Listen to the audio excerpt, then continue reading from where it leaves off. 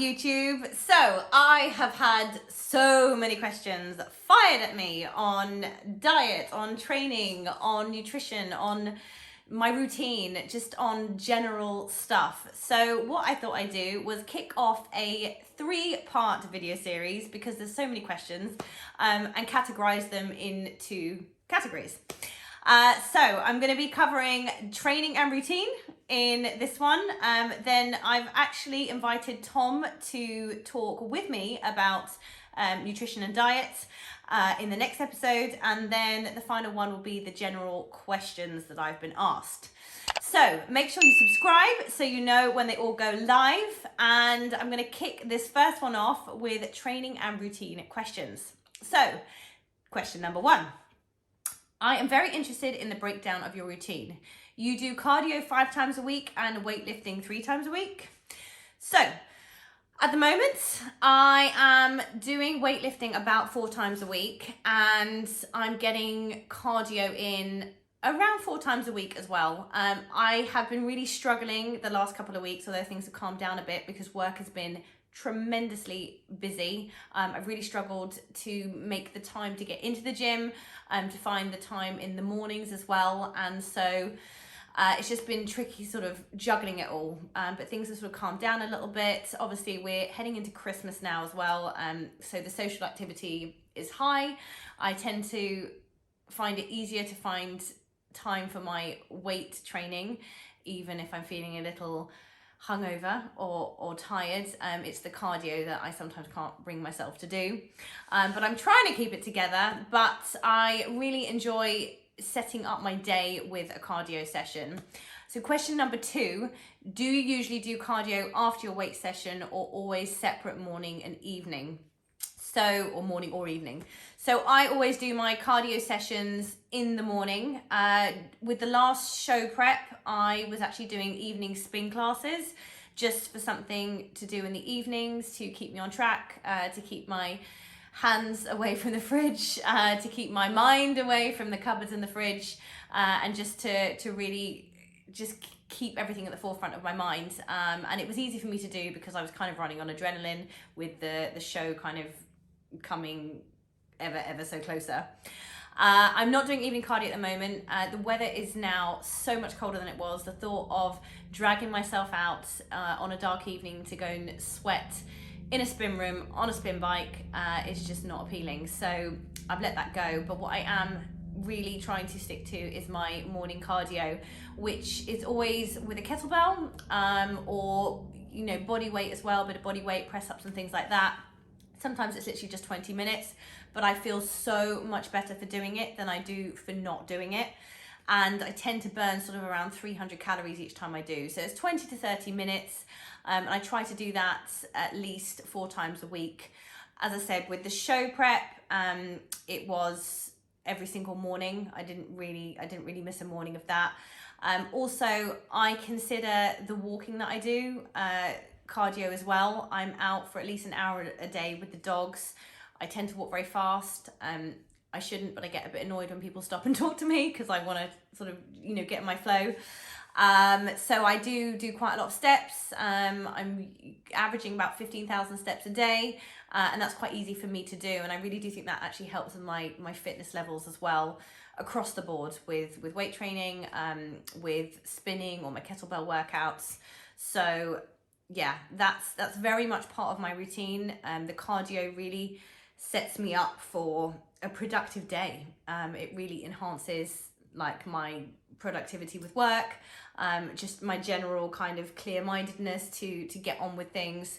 So it's really important. One thing I will say though, I won't prioritize it over sleep. I think sleep is extremely important for me. There have been mornings when I push myself out of bed early. Sometimes I do get up at 4 in the morning. I'm actually very productive in the morning, particularly at that time when no one else is awake. No, my phone isn't pinging. People don't want me. I'm not distracted by cars and noise outside. So if I'm up at that time, my body wakes up, then absolutely great, and I can get a workout in. But if I've got an early start with work, forcing myself to get up at 4 or 5 in the morning to push out a workout half asleep actually does me more harm than good. So I feel like the sleep is far more important in terms of my frame of mind for the day, my rest and recovery for my body, and for my physical body as well as my mental state. Question number 3. Oh, actually, let me just go back to question number 2. Just saying, I never do cardio after a weight session. It's probably not a bad idea, even just to do some walking, just to kind of push all the carbs out. But I've never really I find it too long, and I like to enjoy my workouts. If I start trying to lump them together, and I have done before, especially if I'm in the gym and I think, well, I want to use the Stairmaster and I don't want to have 2 trips to the gym to go back and use the Stairmaster. But when I do that, it becomes a real big slog, and I just feel like I haven't enjoyed the workout. So I very much try to keep my weight training separate and my cardio separate. Obviously that can be quite time consuming, but obviously I do have the walking in there as well. And if I make the cardio literally the first thing I do when I get up before I've had breakfast, that's quite motivating as well, by the way, not allowing yourself to eat until you've done a bit of cardio.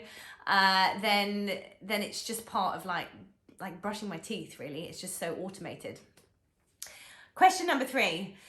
Do you do all body workouts, or do you split weight training by muscle groups, i.e. chest, shoulder, back, triceps, legs, etc.? So the workouts that I'm doing, so I follow programs that Tom has designed, and Tom is coming up in the next episode of this on diet nutrition. So he's my lovely friend. And he's also my coach as well. He is a performance nutritionist. He is the guru. He knows everything. So he has an app with these workouts in. He's an ex-bodybuilder himself, so they are quite geared up for bodybuilding. Well, certainly for growing muscle. There's kettlebell workouts and things in there as well. There's a whole host of stuff, but the ones that I follow, there's one particular program. It's called Turn Up the Volume. I have literally done that program I think 6 times this year. So there's 14 workouts in it. No, sorry, there's 16 workouts in it. So it runs for 4 weeks. Yes, that's right, my maths. So 4 workouts each week. And it actually mixes everything up, which I really enjoy. So you're not doing the same thing over and over again. When I had limited access in lockdown, when I really kind of started this whole journey, it was very much like a back day, a leg day, a chest day. And I think it was on 300 reps. So it was pick one exercise and just rep it out until you get to 300. I really much enjoy kind of spreading things out. It also allows me to kind of keep going throughout the week. So I find it more enjoyable. I'm not massively fatigued. Obviously leg day kind of does hit you a little bit later on. Always good to do like glutes or quads on a day, not both together. Otherwise I can't get up the stairs or off the toilet seat. But generally speaking, I tend to mix it up. So I will make sure that all the body is covered through the week. So I'll cover everything because that's how the workouts are designed. I'm always going to be working everything. However, what I was doing, and I'm trying to still keep doing, is an extra glute focus workout because that is the area that needs the most work, I feel. So I'll try and do some extra glute stuff on the weekend. So sometimes it's 5 workouts a week. And it certainly was that during prep, 100%. I'm sort of relaxed a little bit now. We're kind of coming towards the end of the year. I'm loosening the reins on things a little bit. But generally speaking, I enjoy workouts much more when I've got a bit of everything in there because I do get bored quite easily. Okay, number 4. Do you superset or do you stick to 3-5 sets? How long is usually your weight session? So weight sessions can vary a little bit. It's nice to train with someone, but my goodness, my workouts are twice as long when I do. I don't know why. Maybe I just get through things faster because I'm not chatting loads either. I just think coming on and off machines, I probably have more of a rest period waiting for someone else to finish their reps before I get back on. So they generally last an hour to an hour and a half. Sometimes I can do them in about 45 minutes. It just depends on the particular workout, the particular program that I'm doing. There are some supersets, so I mix it up. As I said, it's not me that's mixing it up. I am following the program in Tom's app. So sometimes there's supersets in there. There's always sometimes, well, there's not always a little warm up, but there is sometimes a little warm up. Sometimes it's kind of rep into failure, mix of heavy lifting or high reps. So there's a real big mix. And again, that just gives me variety because I get bored easily, and keeps me going and keeps me motivated. So the workout doesn't be like, oh God, another machine, another bunch of reps. So it just, it keeps it interesting. Number 5, are kettlebells as beneficial as dumbbells? They're both weights. The wonderful thing about the kettlebell, I have discovered, because I never used kettlebells prior to this year. I'd probably picked one up once or twice, but I'd never really used them. The great thing is you're using your whole body most of the time when you're using kettlebells, if you're standing, and when you're sitting on machinery at the gym, well, you're sitting down, so you're isolating muscles, which is fine, but the kettlebell is great for kind of a bit more of a cardiovascular activity because you're moving around and it works your cores as well. Turkish get-ups, I just think are absolutely brilliant. They're quite time consuming, but they're just really great for all over the body. And when I run my ab classes as well, I do half Turkish get-ups for everybody with those. And I just find they're just a really, really great thing. So dumbbells are great. I mean, you can use a dumbbell like you would a kettlebell. For instance, you just hold it with 2 hands. So you've got a dumbbell and you can hold it with 2 hands. I mean, I do presses with a kettlebell, but you could do that with a dumbbell. I guess when you've got a dumbbell, you could do 2 at the same time. But really, that's kind of much of a muchness. It's what you prefer to use. You can't probably swing as well with a dumbbell. But yeah, I mean, it's horses for courses. It's just whichever you prefer to use. I just find kettlebells are so easy. It's just one piece of equipment, and it's fun to swing around and fun to play with. And number 6, what times do you feel cardio is necessary? One of my goals is gaining weight, so therefore right now cardio is not really best for my routine. Well, you know, there is the kind of the mood boost aspect of cardio. I think, again, it doesn't have to be HIIT training or anything like that, or anything, you know, high intensity. I do walking. I consider that cardio. I think it's really good for my mental health. It's really good for my well-being. It gets me outdoors. It gives me fresh air. As much as it's raining and I'm thinking, oh, why do the dogs have to go out? I feel so much better, even though I come in looking like a drowned rat. But I feel so much better for having gone. I don't think there's a particular time. I think it's really far more important that it fits in with your day and that you enjoy it, and it's the type of cardio that you enjoy, rather than forcing yourself to do something specific or at a specific time of day that doesn't actually work well with your lifestyle and your routine. So finding something that fits around you, that gets your body moving. Our bodies are designed to move, and we feel so much better, and it's actually quite energizing. The more we move, the more we want to do, the more we move, the more we want to move, if that makes sense. I don't know if you've ever kind of gone running and the first bit is like horrible, and then all of a sudden you're like, oh, you'll go on forever. So it's just, that initial push of getting moving, but finding time to fit it in your day that works around you, I think is the most important thing, rather than what time of day you do it. Personally, I do like to get moving in the morning. Again, I said I do my cardio in the morning. If I do things fasted before I've had breakfast, and I'm far more motivated to just get it done and get moving, because sometimes it's not easy. You wake up from your like warm, snug bed and you're like, oh, I don't really want to get out, particularly at the moment because it's very, very cold. So telling yourself, well, if you move, then you can eat breakfast afterwards and you're going to enjoy breakfast so much more.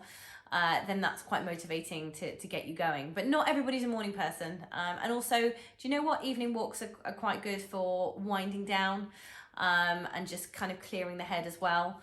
So pick what works best for you. The type of cardio you enjoy doing. If that's just walking at a relatively good pace, then fine. If that's going nuts on a spin bike, then that's also fine too.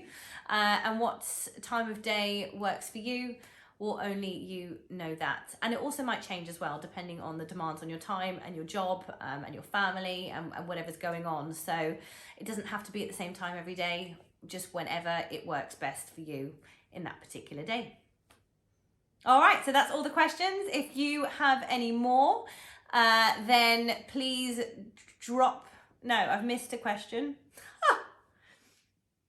Okay, question number 7. What are your current favorite workouts? Oh, I love them all, mostly. Actually, there is one program in Tom's app that just seems like it goes on forever. So I'm telling you actually not what my favorite is, but what my least favorite is. Things that just go on and on and on. Like, I like to kind of move on to the next thing. I like to sort of get in, go hard, get going with the next thing, and then come back to it tomorrow, or come back, you know, to whatever. Doing the same thing over and over again, I find that really repetitive and really just boring, and I kind of zone out and I stop trying as hard. So my favorite workouts have to be ones with variety. In terms of body parts, I absolutely love training shoulders. It's my favorite thing to do. I do like a leg day. I do like, you know, the power of legs, but I generally feel knackered like about 5 hours later. But yeah, I just kind of all over body parts. Probably arms is my least favorite part to train. Just don't have as much power in biceps and triceps, and I find it a bit tedious. But shoulders 100% my favorite. I really enjoy chest. I think back and legs probably not as much. I guess they're bigger muscle groups. I don't feel as much connection and as much burn with those. I really do enjoy feeling the burn. But kettlebells again, could be a weight workout if I'm using heavy weights. I do go quite heavy with my kettlebell, so that is very much an enjoyable workout for me. It sets me up for the day. It's really a big part of my routine, and also I get, you know, the heart rate up and I get a good kind of burn on, so it's a good sort of cardio as well. But weight training definitely over cardio. I really just enjoy upping the weights and progressing, you know, and having kind of tangible goals to focus on, i.e., you know, 20 kg, 22 kg, 24 kg. I'm not actually 24 kg and on many things in terms of dumbbells, but at least, you know, I'm moving up the ranks, as it were, and that's what I enjoy the most is seeing that progression. Okay, cool. So that is all the questions on that section, which is training and routine. So diet and nutrition is coming up next. So subscribe so you know when it goes live. And then after that, it'll be the episode with the general questions that you have been sending in for me. All right, I'll see you soon.